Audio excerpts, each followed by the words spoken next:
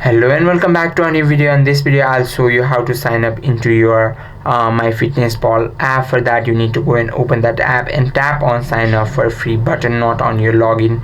And now it will ask you to now it will give you options to sign up. You can tap on continue button, or you can sign up using your Google, because that will be a lot easier than signing up doing manual things.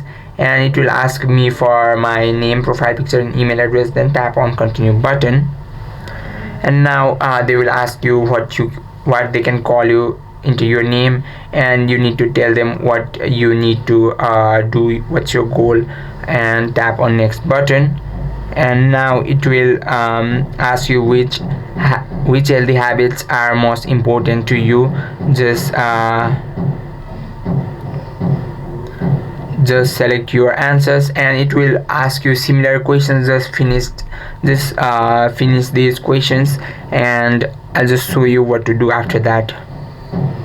And after all the questions, it will show you this interface. You need to tap on this button to tick to agree their terms and conditions and privacy policy, and tap on next button.